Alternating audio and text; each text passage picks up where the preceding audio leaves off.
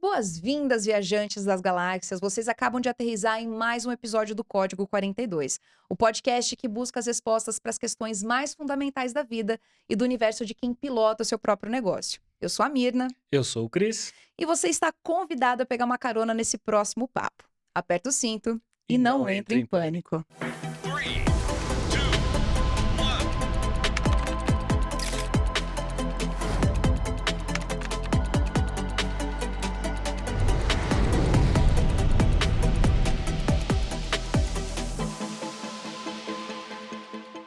Se você acha que manda bem no LinkedIn, é porque você não conhece o nosso convidado de hoje. Além de LinkedIn Top Voices, LinkedIn Creators, o viajante desse episódio é um verdadeiro mestre Jedi da plataforma LinkedIn Learning, onde já treinou mais de 40 mil alunos. É Mas gente, hein? brincadeira. É gente, hein? E as condecorações do nosso convidado não param por aí. Ele é palestrante profissional, colunista de grandes veículos, curador de cursos de MBA, empreendedor da própria agência de comunicação e outros tantos títulos que nem cabem nessa apresentação. Vamos receber com carinho o sensacional Mark Tawil. Uau! Muito obrigado. Acho que eu nunca fui recebido assim, nem em casa. Aqui a gente só faz assim. Muito feliz. Obrigado. O título principal você não falou, né? Que é pai da Cora, do Josh e do Vira-Lata Woody. E nas horas vagas eu faço isso que tá fazendo. Porque isso é o que eu faço, não quem eu sou. Quem eu sou pai, né? E aí nas horas vagas eu sou comunicador. Então vamos aproveitar esse gancho? Vamos. Quem é você nessa astronave do Código 42?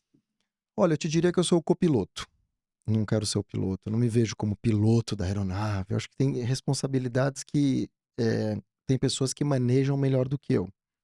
Mas eu consigo ter uma boa estratégia e acalmar a tripulação. Alguém precisa fazer esse papel, né? Uhum. Então, assim, o piloto talvez ele tenha mais técnica, mas nem sempre ele tem o ajuste interpessoal, a conversa, a equipe na mão. Eu acho que eu consigo ter essas skills. Nem sempre eu tenho, né? Principalmente com os meus filhos, mas eu tento. Perfeito. E você atuou por quase 20 anos como jornalista. Sim.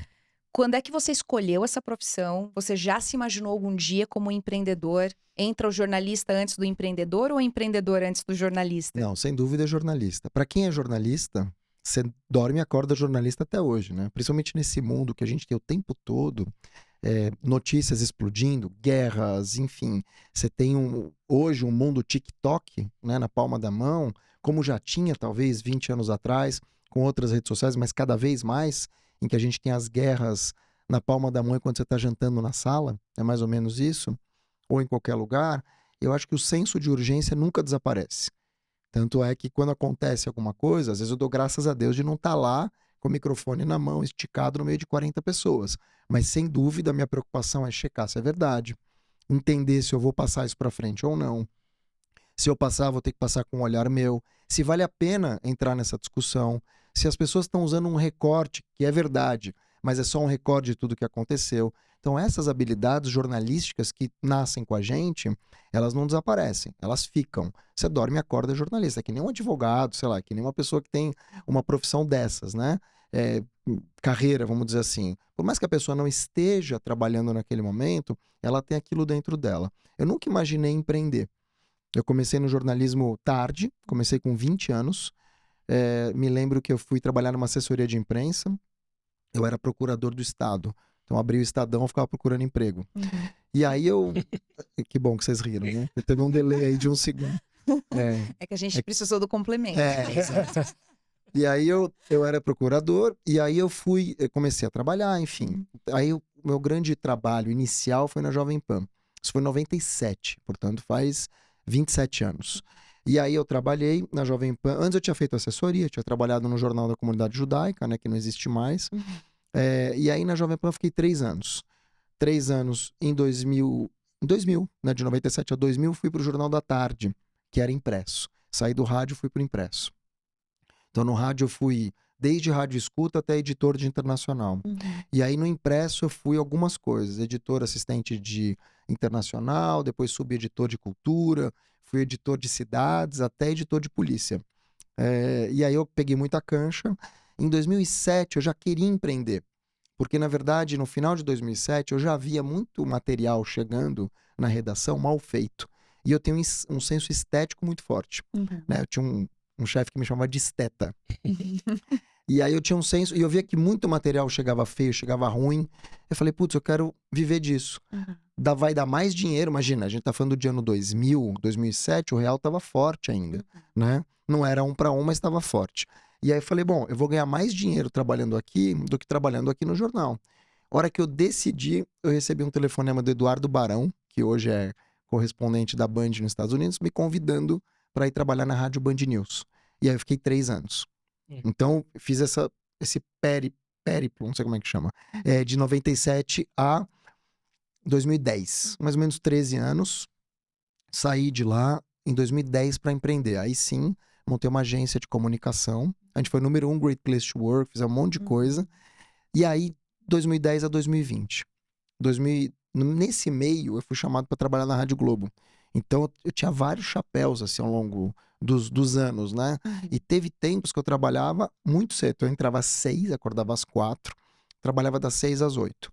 Tinha meu trabalho da agência. E essa agência é mais voltada para veículos offline, porque até então a gente não falava da internet como um Então, veículo forte. falava. Mas a questão é a seguinte, a gente tinha assim, imagina que eu entrei em 2010. Então era o começo do Facebook. Sim. Mas era conteúdo. Tanto que minha agência era uma agência de conteúdo. Não tinha essa questão de métrica. Ou até tinha, mas era novo. Inbound. Eu não peguei essa onda. Eu deixei passar. E esse foi um erro meu. Eu acho que foi isso que foi matando a minha agência. Então, eu tive um problemão porque eu virei Top Voice em 2016. Enquanto eu estava... depois de ganhar a projeção, fui para a Rádio Globo. Então, eu fazia Rádio Globo das 6 às 8 da manhã. Fazia o meu trampo de agência, dono de agência e tal. E depois eu tinha essa carreira paralela que começou a crescer. Palestrante, mestre de cerimônias, conteudista e tal. Em 2020, eu tive uma tragédia. Meu pai morreu de Covid. A gente pegou Covid na França, 6 dias depois ele morreu aqui. E aí os clientes começaram a fazer isso na agência. Porque, pô, você vai publicizar o que você não tem? Então, assim... E aí que eu falei, putz, acho que tá na hora de eu investir na minha marca pessoal. Eu já queria muito, já tinha seguidor, já tinha tal. E depois eu conto pra vocês a segunda parte disso, mas foi aí que eu decidi transmutar. Legal. O LinkedIn, ele entra a partir de 2016, pelo que você falou. 15, 16, e aí eu comecei a escrever na época. Não sei se você vai lembrar, Cris, que você é um pouco mais velho que ela, mas... Ou não, né? Tudo depende. Ou não. Uma página chamada Pulse, você lembra disso? Lembro, sim. Lembra do Pulse? Lembro, sim. Que era, na verdade, uma página de artigos que eles pinçavam os artigos e jogavam lá. Era tipo uma vitrine. Melhores artigos do dia. Meu primeiro artigo era sobre otimismo nos negócios. Eu acordei no dia seguinte, tinha 3 mil leituras. Pô, 3 mil leituras para um artigo era muita Relevante, né? coisa. E pra época? E pra época. Aí eu falei, tinham chamado no Pulse. Falei, nossa, olha que incrível. Bom, escrevi o segundo, que era sobre pontualidade. Deu 500 mil de leituras em uma semana. Foi o mais lido no mundo, mesmo sendo em português. Isso que tinha 12 mil artigos por semana no LinkedIn em português. Então aquilo me deu uma baita projeção e pouco a pouco eu comecei a entender que eu teria uma voz mesmo não estando em veículo. E aí semanalmente eu comecei a escrever artigos. Esse artigo hoje tem quase 4 milhões de leituras, é bizarro. E nem foi meu melhor artigo, foi um artigo X assim que eu escrevi. Mas acho que talvez o tema, né? E aí começou a me dar projeção. No final daquele ano, depois de muitos artigos, muitas viralizações, muitas tretas, né? Teve a lista dos Top Voice, ou seja, as pessoas que mais engajam. Você tinha os influencers do selo azul e o Top Voice que não tinha selo. E aí eu fui eleito o número 1, porque na verdade era numerada a lista. Até então não tinha sido número 1 de nada na vida, né? Então foi muito bom pra mim. Legal. E quando você fala de LinkedIn, Mark, até mesmo eu pensando assim do ponto de vista de carreira, a gente subestima o valor, o uso da ferramenta, né? Sim. Como que você usou essa dinâmica, assim?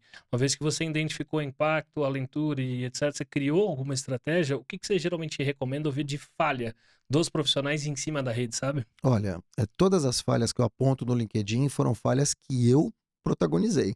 Tá. Então foi tudo orgânico. Imagina o seguinte, você lembra do Bambam? Aham. Bom, agora dá pra lembrar do Bambam melhor, O né? Bambam voltou, né? Voltou. Ele pegou e falou, deixa eu aproveitar esse hype aqui. Mas a primeira fase do Bambam, você vai lembrar, ele foi campeão do Big BBB. Brother Brasil, do primeiro BBB. Era super inocente, tinha, sei lá, 70 câmeras, hoje tem 300. As pessoas saíram de lá com uma mão na frente e outra atrás, as pessoas são lembradas hoje por enfiar o dedo no nariz naquela época, porque todo mundo assistia. Não tinha essa história de... Aí você teve uma segunda onda, que as pessoas saíam, queriam posar nuas e tal, e agora as pessoas não estão nem aí pro prêmio. Quanto mais tempo elas ficarem lá dentro, mais elas vão ganhar. Então, essa malandragem que vem com o tempo, quem é primórdio num qualquer negócio sofre mais, Uhum. né? Porque tá abrindo caminho. Foi o que aconteceu comigo. Então, eu não tive essa visão como hoje as pessoas têm, não, vou virar top voice para enganchar meu site, para depois enganchar minhas palestras, vou virar autoridade. Nem se falava disso. Uhum. Então, na minha vida, ainda mais tendo virado tudo isso aos 43 anos, era tudo muito orgânico. Então, assim, eu não tive essa preparação. Ninguém me preparou para isso. E eu também demorei para me preparar para isso. E deixei muito dinheiro na mesa. Então, de uns anos para cá, quando eu decidi realmente monetizar e fazer acontecer, eu acho que eu também fiz tudo muito rápido.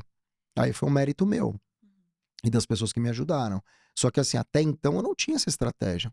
Ninguém tinha. Né? Era tudo muito. Tanto que você vai ver gente da primeira lista que tá com o perfil parado até hoje. Nunca nem usou o selo de Top Voice. Eu não. Eu aproveitei para usar. Então, o que eu fiz? Desde o dia zero, eu comecei a olhar para isso como uma oportunidade. Eu falei, pô, você tem uma lista de uma plataforma global.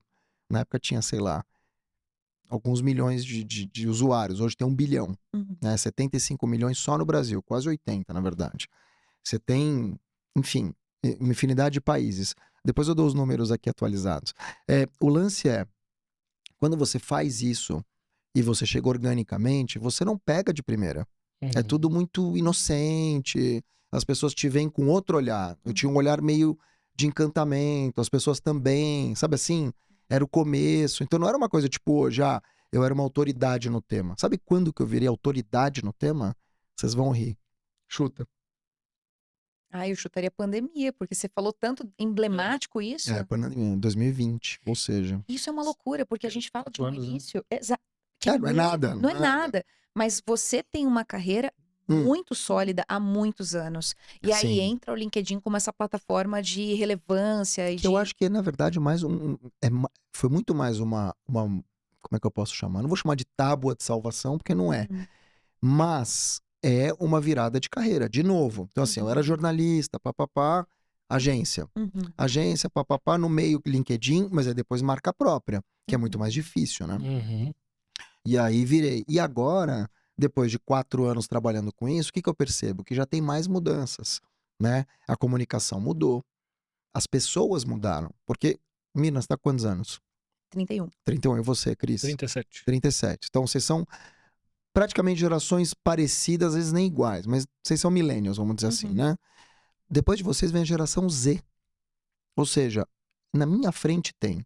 Eu sou geração X. Uhum. Tem geração Y, que nasceu nos anos 80. Tem Late Y, que é a considerada millennial. Uhum. Late Y, ou seja, 90 até 2000, as gerações encurtaram. De 2000 a 2010, são os Z. Então, quem nasceu em 2000, hoje tem 24 anos. Quer dizer, já é um público que está ganhando grana, fazendo dinheiro e está no LinkedIn. O que isso muda no LinkedIn? Tudo. Primeiro que muda as conversas, muda o humor, entra meme, entra emoji, entra discussões relevantes sobre um monte de assunto, por exemplo, as discussões identitárias. Uhum. Imagina, você falar de negritude no LinkedIn 15 anos atrás, você ia ser massacrado, né? Os donos de empresa e tal. Você falar sobre LGBT, gordofobia, sabe assim, assuntos que hoje são comuns pra gente, na época não eram. Especialmente no LinkedIn, que era uma rede branca, de homens brancos, donos de empresa, recrutadores e tal. Depois começou a entrar mais mulher, começou a entrar todos esses recortes e tal. Mas eu vi entrar esses recortes.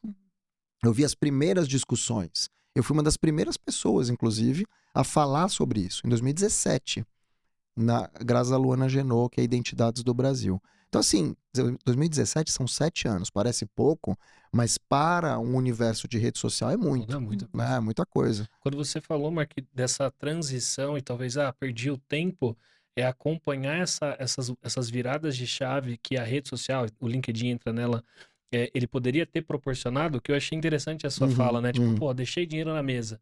O que você entende é o tempo de reação na nossa dinâmica profissional de extrair o melhor sobre a ferramenta?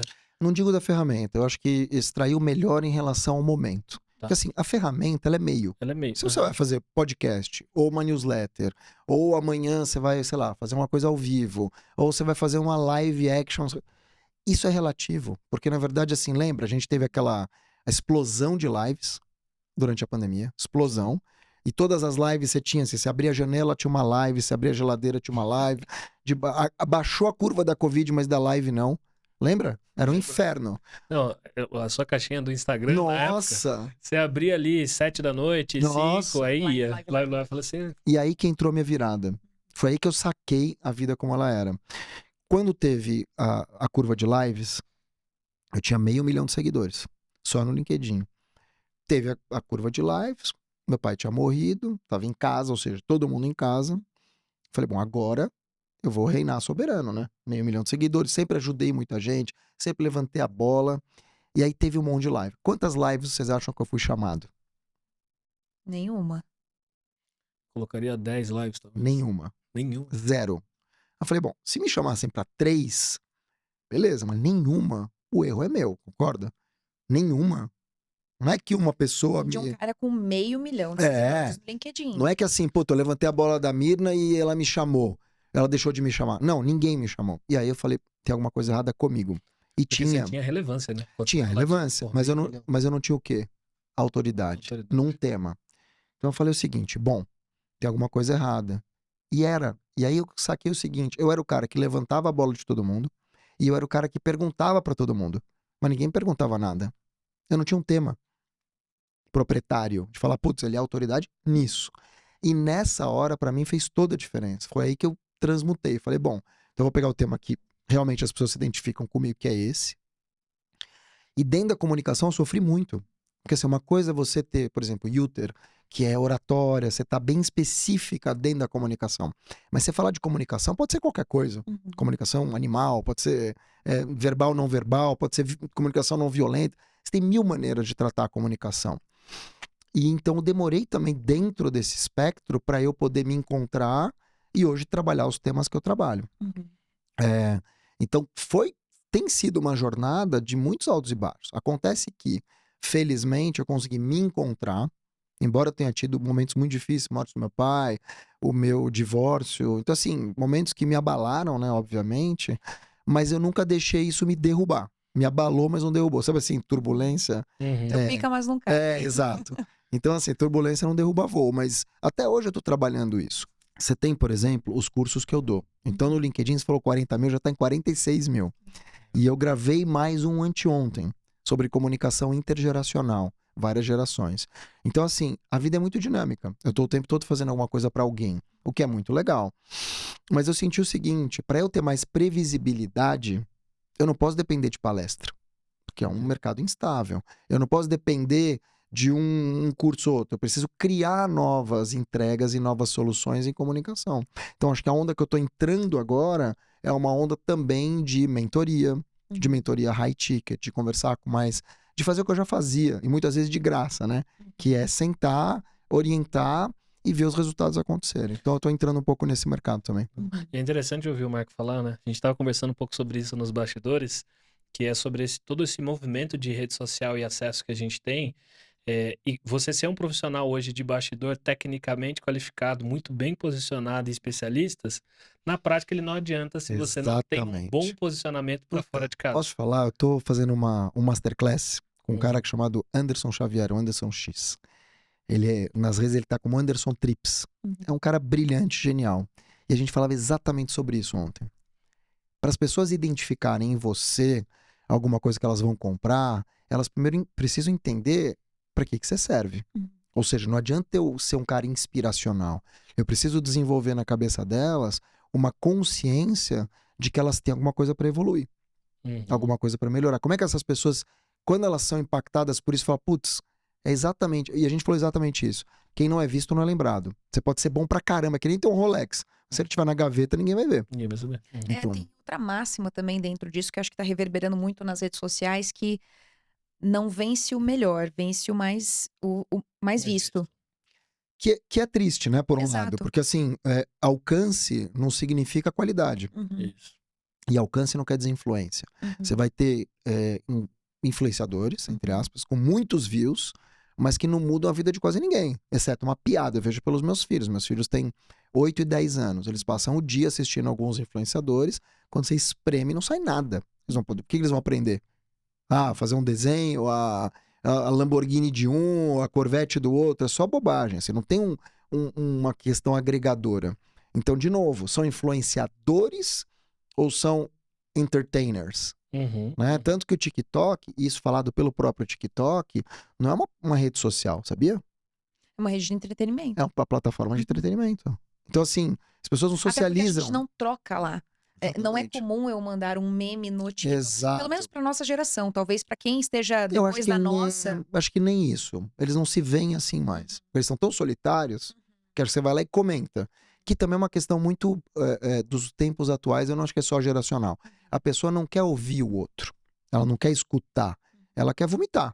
Então ela vai chegar ali, vai falar o que ela tem pra falar e vai postar e sair correndo. Ela não quer debater. Ela não quer escutar o contraditório. Ela não quer argumentar. Ela quer falar. Que é o que acontece hoje nas guerras. Na guerra de Gaza, nas guerras da Ucrânia. A pessoa não quer ouvir uma questão que ela vai, putz, deixa eu contra-argumentar, a gente chegar a uma solução co-construída. Não. Ela quer ali cuspir o que ela tem pra falar e tchau. E se você E falar outra sobressair coisa... o meu a qualquer custo. Claro. Que é uma questão também horrorosa na comunicação, né? Uhum. Que é você ser o único protagonista da história. Quando, na verdade, a gente tá em 3 protagonistas aqui.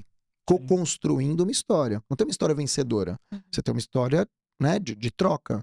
Então é complicado. Mas aí eu acho que não é só geracional. Acho que é um sinal dos tempos também. É que eu acho que até com as redes, né, Mark, quando a gente tira esse filtro, e eu sempre brinco, eu falo assim, duvido que cada 20 dessas pessoas numa rede social conseguiriam levar uma comunicação ou uma conversa igual elas têm a partir de uma Total. tela ou de um espelho, porque você fala o que você pensa, porque na prática você tá sozinho, só cuspindo a informação, né? E a Claro. gente deixa de ter a consciência sobre essa troca a partir da rede. E o que você falou sobre gerações e o desafio disso é que quando é para entretenimento, às vezes você se retém e são conteúdos, recortes rápidos, sem contextos ou distorcidos. E a gente estava falando sobre isso do impacto positivo que a gente pode aplicar numa estratégia para crescimento e alcance, de certa forma.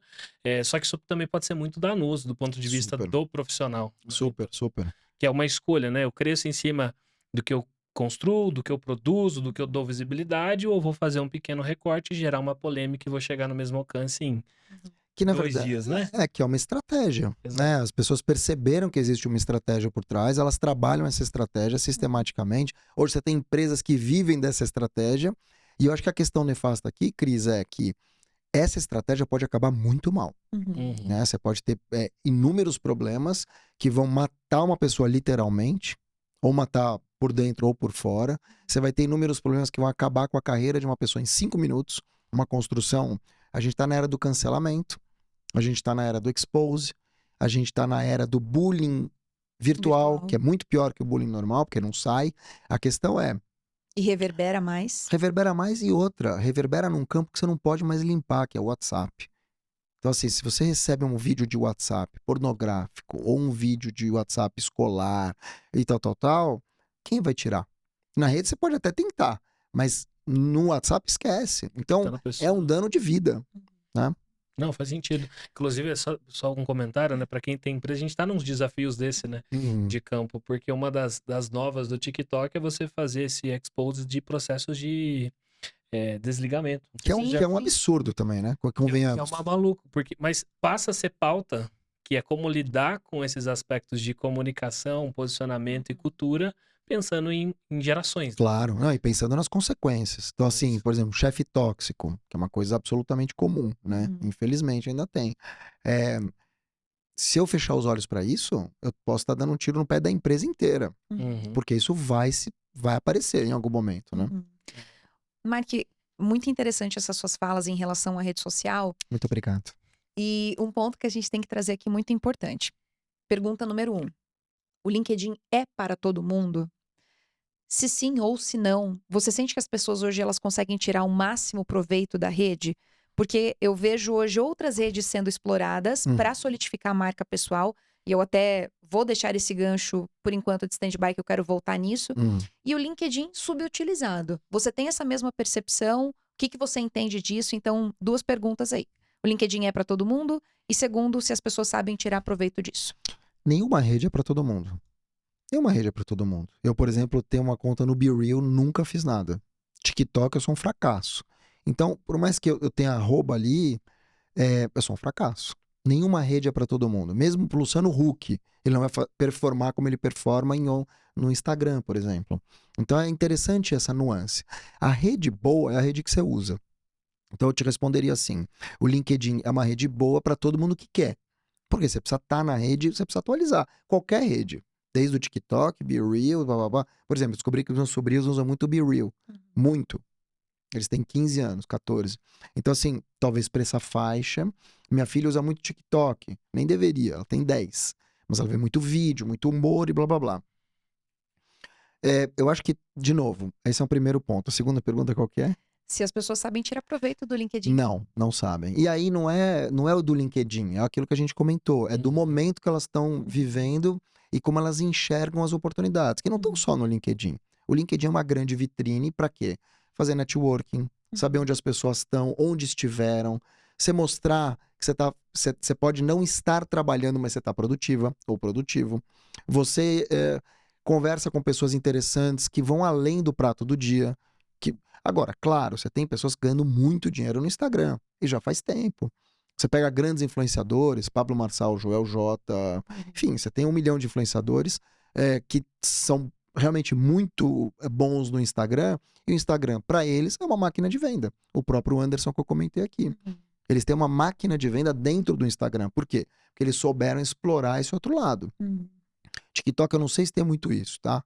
TikTok eu não sei, mas o LinkedIn eu vou te dar um dado que já diz tudo. Quase 100%, 80%, vai, dos leads B2B passam pelo LinkedIn em algum momento.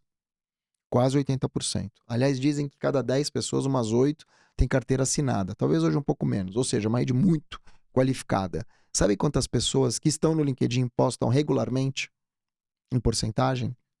Chuta. Eu estaria abaixo. Estaria Eu menos também. de 10, talvez. 1%.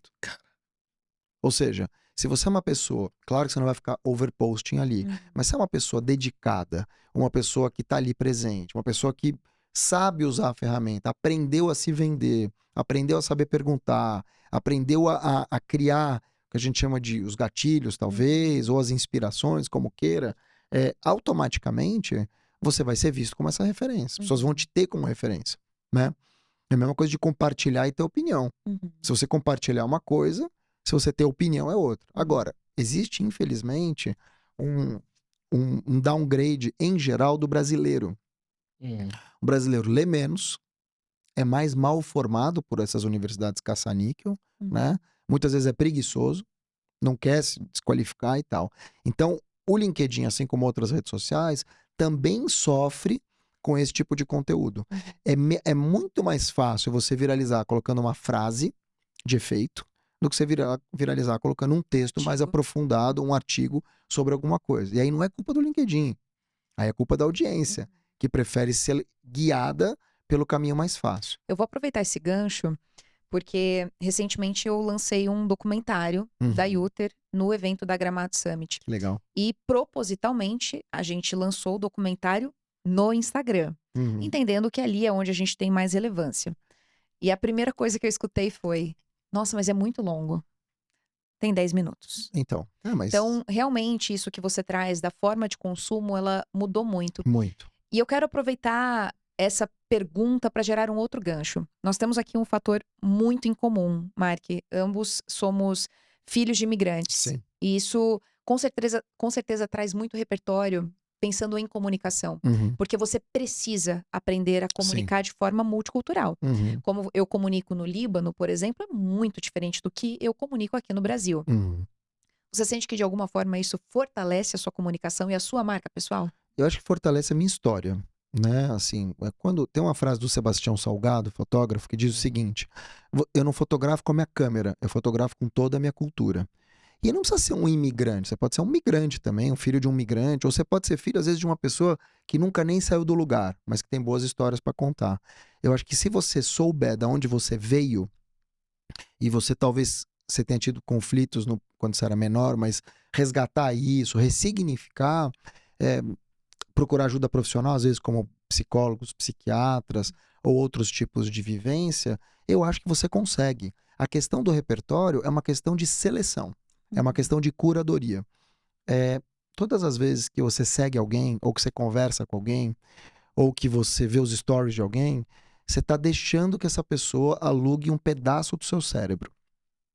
Essa pessoa está plantando ali coisas que são dela na tua cabeça. Essas pessoas que ganham muito dinheiro se condicionaram a plantar na cabeça dos outros tudo que elas podem vender e tal. O que é muito inteligente, concorda? Sim, Uhum. como estratégia, né? Você tem muita gente aí que, cara, você fala com a pessoa, você sai embasbacada. Por quê? Porque ela usa todo o repertório dela pra te convencer disso, daquilo, entendeu? Então, assim, esse é um ponto. Por outro lado, você vai ter pessoas que colocam lixo o tempo todo. E a gente se coloca nesse lixo. Vou te dar um exemplo. Eu gosto muito de bicho. Vários bichos.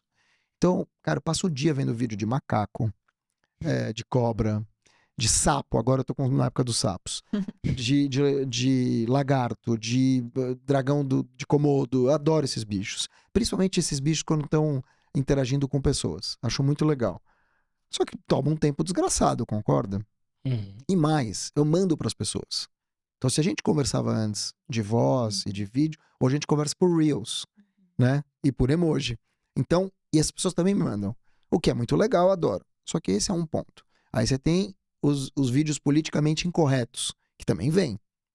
Aí você tem os vídeos da maromba, que também vêm. Aí você tem os vídeos de filhos, que também vêm. Então, assim, é uma salada que você não precisa todos os dias. E que, pelo contrário, ela vai usando a tua cabeça para te mais confundir do que ajudar. Como a gente é adulto, a gente consegue fazer alguma seleção. Para as crianças é pior. Uhum. Então, o que eu quero dizer é, a gente tem uma curadoria muito ruim. Então, essa tua segunda pergunta, eu acho que ela parte daí. A história conta, o repertório conta, mas o repertório é o que você constrói. Você não precisa necessariamente ter vivido. Tem gente que viveu uma vida espetacular e, cara, Não tem não repertório. tem repertório, não tem conversa. Vê o Neymar, por exemplo. O tipo de conversa que o Neymar tem em qualquer entrevista. Uhum. O Neymar viveu um mundo, continua vivendo, mas qualquer entrevista dele, É sempre muito superficial. super superficial. Talvez ele queira ser assim, ou talvez ele seja assim. E talvez, voltando até para essa questão de marca, que eu falei que a gente ia resgatar isso, talvez essa seja a marca dele. A gente tem aqui também outro tópico em comum, Mark, que é a comunicação. Uhum. E aí, volto para Yuter, que a gente une comunicação social e comunicação humana, e aqui a prova viva de que as duas coisas, elas coexistem. Uhum. E eu sempre falo nos meus treinamentos que comunicação é sedução. Uhum. E muito do que a gente vê e consome desses influenciadores nada mais é do que essas armas de sedução Sem por dúvida. meio da comunicação. Sem dúvida. Você está prestes aí a lançar o seu livro. Sim, ano que vem. Sobre marca. Sim. Então, seja a sua própria marca. Pensei que você fosse falar sobre sedução. Poderia ser. Quem sabe? Caramba. Daqui uns anos. sei. Eu nem lembrava que eu ia lançar o livro de sedução. O que te incentivou a escrever sobre esse tema? Temos data, temos previsão. Queremos você de volta aqui lançando esse livro em também primeiríssima mão. Ano que vem, o livro ele teve alguns atrasos por conta das coisas que eu vivi nos últimos anos, né? E é curioso porque, embora sejam lembranças muito dolorosas, para o livro foi ótimo. Porque se o livro saísse em 2020 como ele ia sair, pré-pandemia, esquece, as marcas mudaram por completo. E a relação que a gente tem com as marcas também. Se ele saísse em 2021, como era para ter saído, a gente estava numa ressaca de pandemia, mas não tinha metaverso e tal.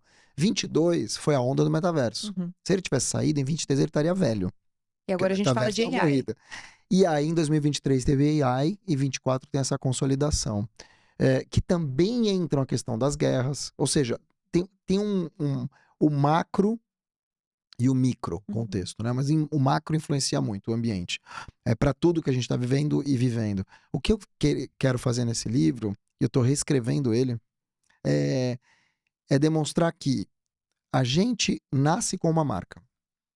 A gente cria uma marca que a gente disrupte aquilo que a gente nasceu para ser. E no final, a gente trabalha para deixar essa marca no mundo. Então é um passeio sobre esses 3 ecossistemas, né?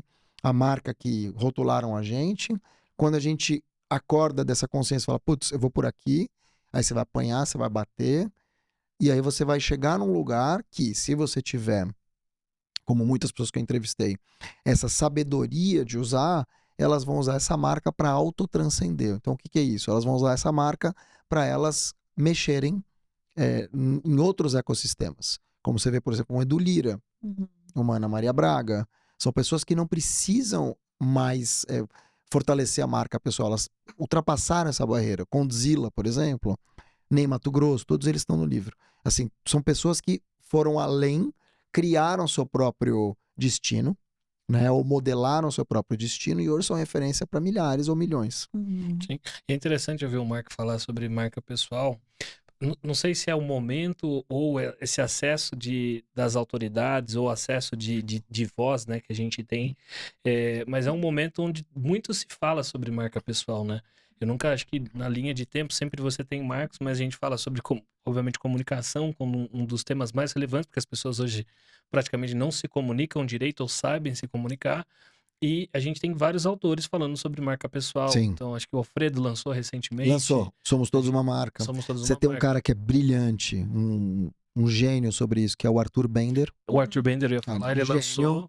Ele é super best-seller. E, aliás, é um cara fantástico, gentil para trazer aqui, um baita de um palestrante também. Então, um cara espetacular que eu tive a honra de conhecer. E, Arthur, eu pedi para ele fazer uma participação no livro, mas eu acho que eu vou aumentar para fazer mais Então, um a gente já segundo vai prefácio. incluir essa participação aqui no podcast. Arthur tá mais que convidado. Não, ele tava lá em Gramado com a gente, ele é brilhante. Ele é um cara super acessível, né? Super A acessível. gente tava num evento em Super comum. gentil. Aí eu olhei pra ele e falei assim, cara, eu já te li algumas vezes, você tá aqui. Te conheço. Te conheço. Ele é um barato. Ele é um barato. Muito, muito querido, assim, muito generoso, entendeu? Acho que essa é a grande qualidade das pessoas que são. Eu tenho uma tatuagem aqui, que é escrito quem é, né? Quem é, não precisa ficar, entendeu? E aí o Arthur tem isso, ele tem essa característica, ele é, entende? Ele é aqui. Uhum. Não é que ele quer ser ou não, ele é. E quando a pessoa ela não precisa desse tipo de concorrência, desse tipo de... Ela se rebaixa no teu nível, entendeu? Uhum. Ela desce Algum- um degrau ou alguns degraus para poder dialogar com você. Então isso é muito legal. Acho que as pessoas que realmente são, né, elas não precisam desse tipo de subterfúgio. E não tem a necessidade da validação externa. Exato. Não é vaidoso, é genuíno. A palestra dele na Gramado Summit foi exatamente sobre isso. Foi espetacular e foi exatamente sobre isso, né? Sobre, eu não vou lembrar das palavras exatas que ele usou, mas foi sobre essa genuinidade, né? Que é a autenticidade. Legal. E antes da gente ir para nossa pergunta do mochileiro, né? Quando a gente fala sobre marca pessoal e empreendedorismo, só fazendo um gancho aqui, isso permeia muitas rodas de negócio que às vezes eu participo e falo com outros empreendedores, que na trajetória geralmente a gente constrói a nossa marca pessoal, a gente lidera ou está à frente de negócio, esse negócio toma uma relevância e aquela marca ela tem que ser uma substituição. Só que a gente está numa geração que as autoridades pessoais elas são a vitrine para um ou múltiplos negócios. Você entende que todo empreendedor deveria estar ou buscar um papel desse ou esse não é necessariamente uma regra, sabe? Não é necessariamente uma regra. Primeiro, como é que eu vou pedir para um empreendedor que é tímido, que é retraído, ou que é introspectivo, para ele virar um Rony Mesler, por exemplo, que para mim é um gênio das vendas, ou um próprio Alfredo Soares, que são, na verdade, CEOs influenciadores do próprio negócio. Né? CEOs influenciadores do próprio negócio. Você também tem CEOs influenciadores de negócios que não são deles. Às vezes, sei lá, você tem um dono de uma empresa, mas um CEO de uma empresa aérea, ou um CEO, como a gente tem a Cristina Palmaca, da SAP, né, que é uma CEO América Latina, salvo engano, e outros países já, né, Latam. Ou seja, ela não é dona da SAP, mas ela é o rosto, ou um dos grandes rostos da SAP no mundo. O que eu quero dizer com isso? É importante que você tenha essas pessoas para tangibilizar o negócio. Tá bom. Mas elas precisam querer e precisa ter a ver com elas. Senão, assim, você vai ter algumas anomalias. Pessoas que não gostam de aparecer são obrigadas e vão com uma cara de Seul, né? Entendi. Entendeu, né? Mas assim, esse é um ponto. Segundo ponto é, mesmo as pessoas que vão para frente precisam ser preparadas. É aí que entra a Uter, né? Gostou da propaganda? Não Olha esse adorei. gancho, olha esse Não. gancho. Influenciador. É isso. Não, mas é isso, não dá pra você, porque de novo, E também a rede, né, Mark? Porque é o que você falou, às vezes uma cara de uma marca tradicional, de uma empresa centenária, talvez faça mais sentido uma presença e uma Uhum. vivência dentro do LinkedIn do que colocar essa pessoa, por exemplo, no Instagram, que Eu está acho que relacionado com posicionamento Mas também. esse é um dos pontos, Cris. Você tem o ponto comunicação. Você tem Uhum, emissor, receptor, você tem o contexto. Então a gente está Ruído. aqui. O ruído não pode ter, né? Mas Mas o é, ruído é faz o ponto parte do final, processo sim. comunicativo. Mas é tudo que a gente não pode ter é ruído. Você tem o contexto, que é o código 42, e você tem o canal, que é esse aqui. A gente está uhum, aqui no YouTube, entre outros. Isso tudo são escolhas depender. Agora, você tem também a escolha hoje de creators para o teu negócio. Uhum. Tem muita empresa que não acredita em creators. Muita. Que fala que é moda, que é balela e tal. E você tem empresas que não têm rosto. Muitas não têm rosto. Uhum. Que é, por exemplo, a Nike. A Nike não tem rosto. Quem que é o rosto da Nike? Os atletas. sim. Então veja que interessante. Você pode dar rosto. O que também é um risco. Porque às vezes você dá rosto para um influenciador, no dia seguinte ele se mete num escândalo. Então, um exemplo que não aconteceu, ainda bem. Já pensou se o George Clooney é pego num escândalo terrível? Para onde vai a Nespresso? Uhum, Então, as empresas têm que tomar muito cuidado com quem elas contratam. Elas precisam entender quem é essa pessoa e quem foi essa pessoa. Mas essa pessoa, muitas vezes, vai ter muito mais aderência para o público do que você botar um logotipo ali e um produto. Uhum. O produto, às vezes, é commodity. O produto, às vezes, é commodity. Né? Por que eu estou escutando? Tem 1 milhão de podcasts. Por que eu vim aqui hoje? Por vocês. Então, por pessoas. E eu acho que é esse o ponto. Nesse ponto, o Joel J é muito feliz. Ele fala: pessoas precisam de pessoas. Pessoas compram pessoas. E é verdade. Uma empresa é feita de pessoas para pessoas. Então é Exatamente. justo que as marcas se comuniquem de uma forma cada vez mais humanizada. Concordo. Para a gente começar aqui a caminhar para o final, Tá tão bom, passou tão rápido. passou muito rápido.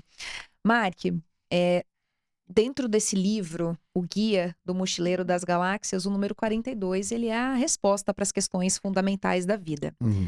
E a gente quer saber de você, qual Claro, que é vim aqui para responder a resposta da isso. vida, tá? obviamente, Claro. qual que é o verdadeiro código 42? Então, qual que é o sentido e a resposta para a vida e para o empreendedorismo, na sua opinião? Começar pelo mais fácil, que é o sentido do empreendedorismo, né? Acho que quando você fala em empreendedorismo, o sentido, que é o propósito, essa história, a gente vive uma ditadura do propósito. Enche o saco ter propósito às vezes. Ai, meu propósito. Aí você pega uma frase feita e fala. Eu tenho um pouco de preguiça disso. Tanto que eu nem sei qual que é meu propósito, né? Se eu te disser que tem dias que meu propósito é esganar as pessoas. Tem dia que meu propósito é nós, vou mudar o mundo. Então é relativo. Todo dia a gente tem um propósito diferente. Ou tem propósitos para coisas diferentes. Meu propósito de relacionamento é um, meu propósito de trabalho é outro, meu propósito com as crianças de dinheiro é outro. Assim, veja. Eu acho que no empreendedorismo, quando você fala do Código 42, ele está ligado à liberdade, né? A liberdade de tempo, que é o tempo que a gente está aqui agora, por exemplo, que é meio da tarde. Para muitos, a gente aqui é um bando de vagabundo, mas na verdade a gente está trabalhando também. Isso aqui também é trabalho. Então acho que tem uma questão assim, liberdade e possibilidade. Né? Possibilidade de você melhorar a vida das pessoas, melhorar a tua própria vida, a começar por você, né? Possibilidade de fazer diferença no mundo, possibilidade de criar coisas que não foram criadas. Eu acho que essa é, para mim, a tônica do empreendedorismo. Você tem liberdade, que pode ser no futuro uma liberdade financeira. Você tem uma possibilidade de ganho, que é importante também, né? Uhum. Você tem possibilidade de tempo, de qualidade e oportunidades. Então, acho que eu jogaria com esses dois temas, assim, liberdade e possibilidade. O sentido da vida... Puta, eu não sei qual que é o sentido da vida. Não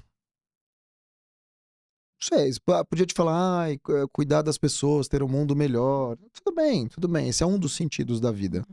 Acho que eu vou ter que fazer o caminho de Santiago para voltar aqui e responder para vocês com calma. Não sei qual que é o sentido da vida, mas assim... Talvez você esteja na sua busca do sentido da vida. Você é um cara que Exato. viveu muitos altos e baixos nos últimos anos. Obrigado, viu? Eu sinto, Vou não, deixar mas bem para cima esse papo. no melhor dos sentidos. Eu Claro. sinto que você se ressignificou. Sim, Eu sinto que você se reinventou. sim. Eu sinto que você saiu do seu senso comum.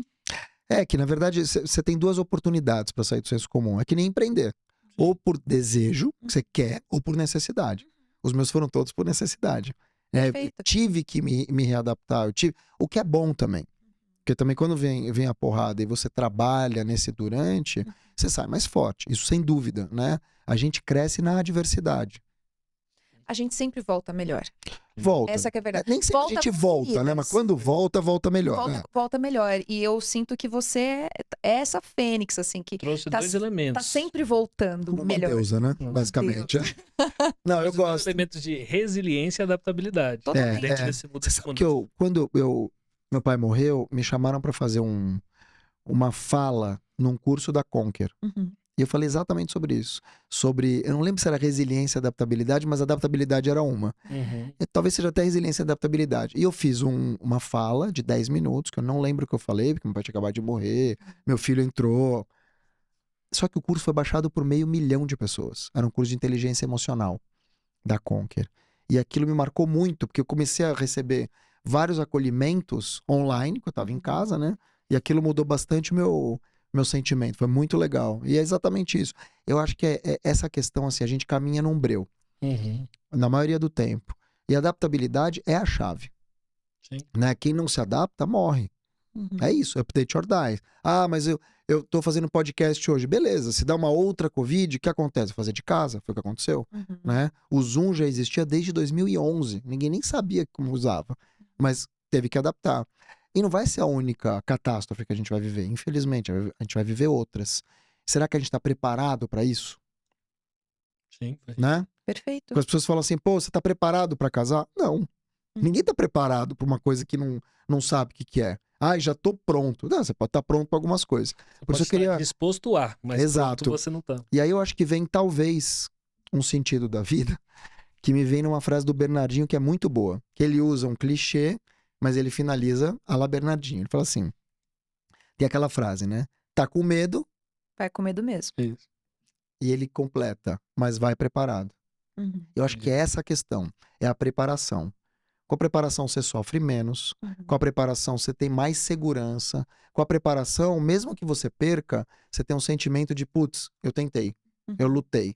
O que acontece hoje é que as pessoas não se preparam para nada, não se planejam, não se testam, não se testam mesmo, não se arriscam, sabe, a tentar fazer uma coisa diferente. Você acha que as pessoas estão mais covardes? Eu não sei se a palavra é covarde, porque o covarde, ele vai além, ele é meio que um amedrontado, que não vai. Eu acho que elas estão preguiçosas. Uhum. Eu acho que elas estão mais preguiçosas que covardes. Assim, você vai pegar, por exemplo, essa geração que a gente tem mais nova, que são muitos dos millennials e tal. Eu vejo até geração alfa, que são os meus filhos. Você vai falar, bom, daqui a pouco a gente vai conversar sobre isso. Não, eu não quero conversar. Eles nem querem, entendeu? Sim. E aí não acho que é só covardia. Eu acho que é uma questão de, pô, vou sair, vou botar o peito na rua, vou não sei o que. Não o peito, né? Botar a cara na rua e tal, e vou arriscar. Eu não sei se as pessoas têm isso, entendeu? É muito almejar o resultado ou o que vê lá na frente, mas não focar naquilo que ele controla, que é o processo para. Óbvio. Que é o que, e eu acho que isso Quer ganhar na loto sem jogar. é isso. Isso não existe. E é o que você mais ouve, assim, gostaria de ter. Ok, mas você tá disposto a pagar o preço ou fazer o que a pessoa Exato. fez? Ah, não, mas ali é um cara de sorte. Não, cara, ele só aplicou, mas ele controlou a disciplina, né? Ele É manteve assim, a vou te disciplina. dar um exemplo simples. Você tem vontade de morar fora? Hoje não, mas já tive. Tá. Você tem vontade de morar fora? Cara, não assim nesse momento, mas eu sei que é um objetivo, talvez, com Tá. o tempo. Aonde? Que país? Eu penso nos Estados Unidos, assim, com Tá. experiência de cultura e tal. E aí a pergunta é, o que você está fazendo hoje para no futuro morar nos Estados Unidos? Cara, hoje eu tô mantendo fluência em inglês, Olha aí. preparando a minha filha, né, dentro de estrutura, e o minha foco agora é dinheiro e o que eu preciso ter de independência pra ficar de Perfeito. lá. É isso que as pessoas não fazem. Então as pessoas precisam pegar Só e que não é um objetivo que eu tracei. Eu falei assim, posso Tudo bem, querer? Posso, mas é para história. lá, né? Você É está isso. preparado. Se vier uma oportunidade, você vai responder pelo menos em inglês e tendo já uma visão que não é impossível. O que acontece com as pessoas é, infelizmente, que elas escutam aquela música do Zeca Pagodinho, que pra mim é terrível. Deixa a vida me levar. Exato. A vida pode te levar pro poste. A vida pode te levar pras drogas. A vida pode te levar, entendeu? Para muitos caminhos que, se você não ter a rédea, o controle, você vai se perder. Uhum. E isso não precisa ser uma coisa, que nem eu falei aqui, das drogas, uma coisa muito extrema. Pode ser até rede social. Pode ser pro topo. Qualquer coisa, entendeu? Assim, o que é o topo também, né? Isso é uma outra Uma Aí a outra gente já entraria discussão. num outro episódio. Mas eu gosto muito, assim, dessa versão do Bernardinho, que é se prepara. Você se prepara, ameniza um monte de coisa. E você foca no que você controla, né? Que acho que ele fala isso muito. Exatamente, exatamente. Mark, que delícia de papo. Muito obrigada pelo seu Obrigado conteúdo, você. pela sua disponibilidade. Deixe aqui para os nossos ouvintes as suas redes, faça seu jabá. Sim, antigamente a gente falava de telefone de contato, né? Então eu vou deixar minha arroba de contato, que é @marktawil, tudo junto, MarCTAWIL. Quero agradecer demais, Cris. Valeu. Obrigadíssimo, Mirna. Foi realmente um barato estar aqui, tô muito feliz. Que maravilha. Sucesso para vocês no podcast. Que assim seja para nós. Cris, quais são suas redes? @cristiano.ffreitas, tô lá pelo Instagram. E depois de hoje, vou ativar melhor o meu LinkedIn como uma estratégia. Claro, gente. Fica a dica. Você é super LinkedIn, né? Não, tem que ser, tem que ser. E por aqui, @MiaBolraf e Código 42 Podcast em todas as plataformas de streaming e no Instagram. Esperamos vocês no próximo papo. Muito obrigada por ter colaborado e navegado com a gente aí nessa tripulação. Até a próxima. Valeu.